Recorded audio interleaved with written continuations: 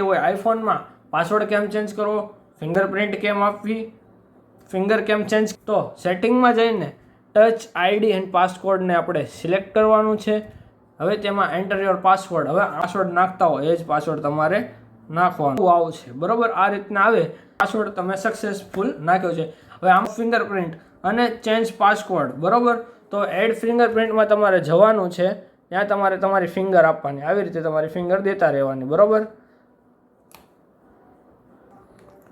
જો ભાઈ તમે નાખી દીધા પછી રીતે કરો છો, બરોબર, તો અહીંયા સુધી આવવું જોઈએ. બરોબર, હવે આવવું જોઈએ. એડજસ્ટ યોર ગ્રીપ, હવે કન્ટિન્યુ દઈ દેવાનું અને લાસ્ટમાં ઓકે. તો અહીંયા મારી છે તમને ફિંગર 1 બતાવશે. બરોબર. અને હવે તમારે કોઈને પાસવર્ડ ચેન્જ કરવો હોય તો અહીંથી તમારે પાસવર્ડ ચેન્જ, પહેલાં તમારો રેગ્યુલર પાસવર્ડ નાખવાનો, પછી તમારો બીજો પાસવર્ડ ન્યૂ નાખીને તમારે ચેન્જ કરી